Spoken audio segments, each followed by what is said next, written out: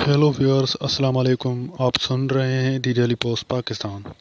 पाकिस्तान में आए दिन कमसन बच्चों के अगवा, कत्ल, बर्दर्ज, रेप के वाक़यात हो रहे हैं और कोई दिन नहीं जाता कि जब इस किस्म के किसी वाक़े की कोई खबर हमारी समाअतों या नज़रों से नहीं टकराती। हमें आखिर हो क्या गया है और हमारे फूलों जैसे बच्चों को आखिर किसकी नज़र लग गई है, ये बहरहाल एक बहुत बड़ा सवाल बन गया है।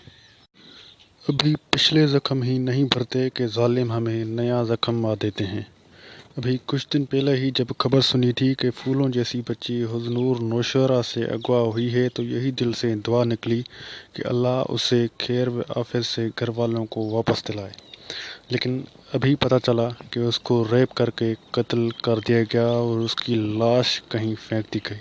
समझ से बाहर है कि कौन है वो जालिम लोग जो इन मासूम फूलों जैसे बच्चों को भी नहीं बख्शते और उनको भी अपने हवस का निशाना बनाते हैं और उसके बाद उनको कत्ल कर देते हैं।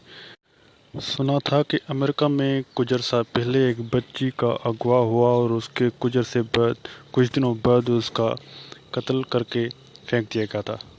उसके बाद वहाँ पर एक ऐसी चिंगारी उठी कि उसके ज़रिए एक बिल पास किया गया और एक उस लड़की के नाम से एक अलर्ट बनाई गई कि जब भी कभी कहीं कोई बच्ची अगवा हो तो वहाँ की लोकल गवर्नमेंट उस इदारे को जल्दी से जल्द इन्फॉर्म करे ताकि उस लड़की के ढूंढने में मदद की जा सके।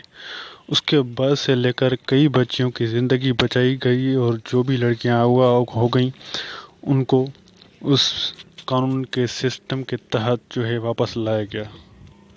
लेकिन हमारा तो हाल ये है कि मासूम ज़ैनब के कत्ल के बाद जो कानून पेश किया गया उसको 2 साल के बाद पास किया गया।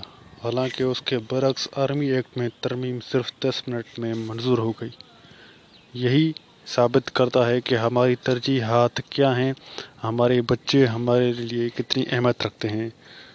अभी हुस्नूर के लिए ट्विटर पर ट्रेंड बना है और लोग इस पर बात करेंगे और शायद इस प्रेशर में हुकूमत भी जल्द मुलजमान जो कि खबर के मुताबिक पकड़े जा चुके हैं को सजाएं दिलवाएगी और बात ख़त्म। इसलिए मुमकिन है कि ज़ैनब अलर्ट बिल जो पास किया गया है इसको कानून भी बनाया जाएगा, लेकिन सभी जानते हैं कि इसका कितना फ़र्क पड़ेगा या नहीं। ए हुज़नूर, हम तुम्हारे कसूरवार हैं कि हम तुम्हारी हिफाजत ना कर सके। हुज़नूर, हम तुम्हारे कसूरवार हैं कि तुम्हें बचा ना सके। हो सके तो हमें माफ़ करना।